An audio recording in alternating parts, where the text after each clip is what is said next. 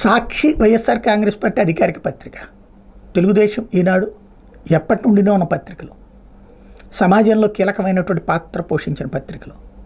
వాళ్ళిద్దరూ ఇప్పుడు చేస్తున్నది త్యాగం అన్నది తెలుగుదేశం పార్టీ వాళ్ళు ఫోకస్ చేస్తున్నారు. రామోజీరావు గారు వేల కోట్ల రూపాయల డబ్బులు సంపాదించగలడు, కానీ సంపాదించలేదు. చంద్రబాబు గారి కోసం కాదు, రాష్ట్రం కోసం త్యాగం చేశారు. అలాగే రాధాకృష్ణ గారు కావాలంటే జగన్ ఇద్దరికి ఇంత డబ్బులు ఇచ్చేయగలడు, కానీ వాళ్ళిద్దరూ త్యాగం చేశారు. జగన్ ఇస్తానని బతిన్లాడినా వద్దు పొమ్మన్నారు, అడ్వర్టైజ్మెంట్లు ఇస్తానని బతిన్లాడినా వద్దు పొమ్మన్నారు. వాళ్ళిద్దరు త్యాగం చేశారు పార్టీ కోసం. ఇది రాసే, ఇది చదివే మూర్ఖులకి అంకితం.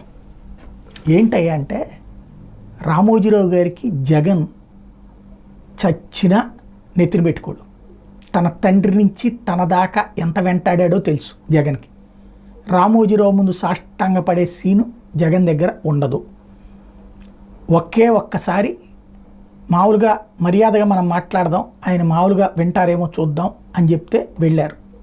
సీన్ కట్ చేస్తే ఆయన మారలేదు, ఈయన మారలేదు.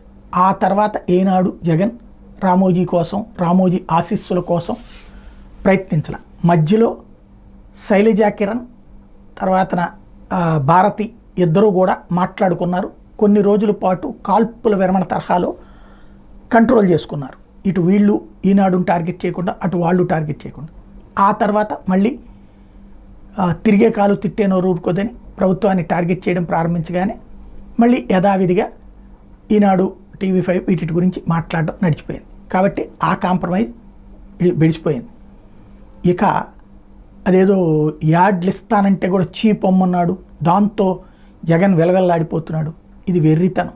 బేసిక్గా జగన్ చాలా తెలివైన పని చేశాడు.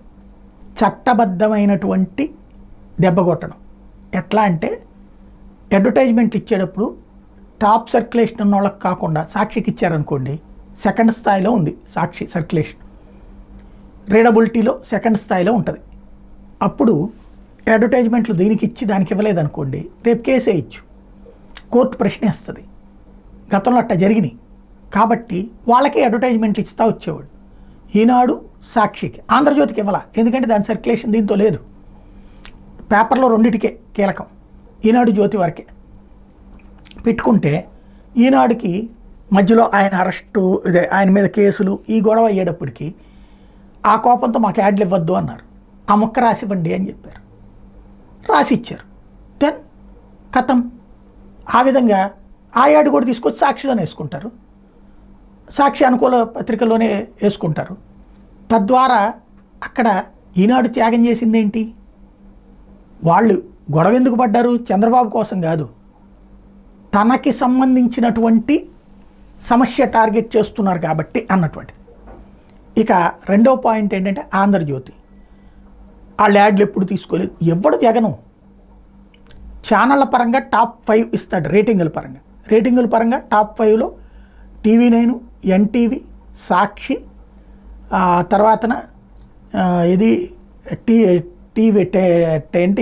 టెన్ టీవీ అక్కడ TV5 ఉంది, అయినా ఇవ్వట్లేదు అతను.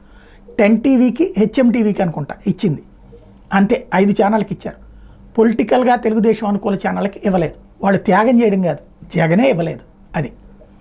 కాబట్టి ఇక్కడ త్యాగాలు తెలుగుదేశం హయాంలో సాక్షికి ఇవ్వాల, మిగతా వైసీపీకి అనుకూలంగా అప్పుడు ఎవరు లేరు అనుకోండి, TV9కి NTVకి కూడా ఇచ్చారు ఆ రోజుల్లో.